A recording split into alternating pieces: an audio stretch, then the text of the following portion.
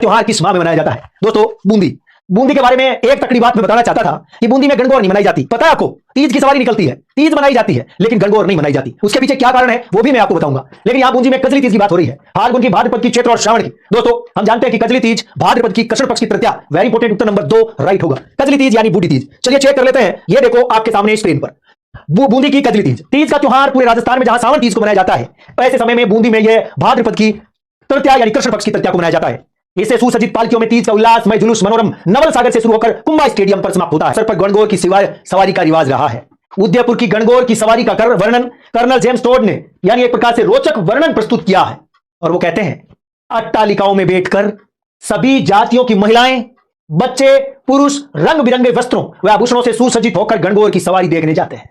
यह कथन ऐसे बन सकता है, सेम का सेम उदयपुर को हटाकर कहां जयपुर लिखा जा सकता है, उदयपुर हटाकर यहां कोटा लिखा जा सकता है, उदयपुर हटा करके यहां जैसलमेर लिखा जा सकता है। आपको याद करना है, इस प्रकार से अट्टालिकाओं में बैठ करके यदि कोई सभी जातियों की महिलाएं, बच्चे और पुरुष रंग बिरंगे वस्त्रों के साथ गणगौर की सवारी, और वो भी कहां पर? पिछोला झील के किनारे, उदयपुर है, याद रखें दोस्तों।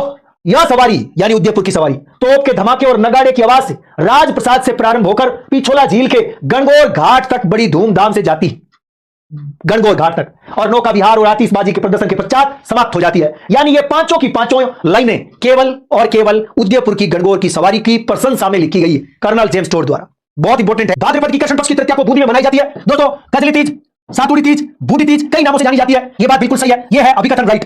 अलंकृत पालकियों में तीज का मनोहारी जुलूस पिछोला झील के मनोहारी गणगौर घाट से शुरू होता है और नौकायन और आतिशबाजी के साथ समाप्त होता है। बस यहां एक मजाक कर लिया इसने, यह मजाक भारी पड़ गई है। तीज की बजाय यहां पर गणगौर लिखना था। दोस्तों, यहां पर क्या लिखना था? यहां पर गणगौर करना था, यहां पर गणगौर करना था। इसने तीज बोल करके मजाक कर लिया। दोस्तों, कुछ नहीं करना। राजस्थान बोर्ड का हमारी रेड बुक आपके सामने है, राजस्थान बोर्ड की रेड बुक, और इसी रेड बुक से मैं आपको बताने जा रहा हूं पेज नंबर 38 पर एक गजब की बात दोस्तों मेरे सामने है। देखो गणगौर, गणगौर के बारे में देखो यहां देखो, उदयपुर की गणगौर की सवारी, जिसके बारे में एक बड़ा गजब का पॉइंट आपको देखने को मिलेगा।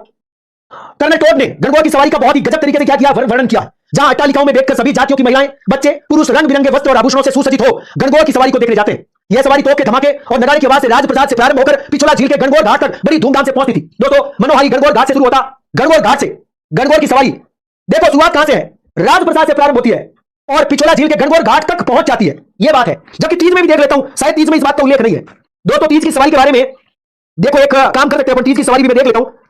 दोस्तों, यहां देखो, मैंने आपको एक बात बोली थी, छोड़ो ये सेम क्वेश्चन टपकेगा। मैंने आपको कहा था जब मैं कजली तीज पढ़ा रहा था, तो मैंने बोला था छोड़ो ये सेम क्वेश्चन आएगा कि तीज का त्योहार, मैंने जब ये तीज का त्योहार में पढ़ा रहा था तो कजली तीज वाले दिन यानी कजली तीज पढ़ा रहा था, तो मैंने आपको एक बात बोली थी, छोड़ो इसके दो कथन बनेंगे। कजली तीज का त्योहार राजस्थान में श्रावणी तीज के बाद यानी भाद्रपद की कृष्ण पक्ष की तृतीया को मनाया जाता है बूंदी में। दूसरा कथन, इसमें सुसज्जित पालकियों में तीज का उल्लास मय जुलूस मनोरम नवल सागर से शुरू होकर कुंभा स्टेडियम पर समाप्त होता है। ये देख लो।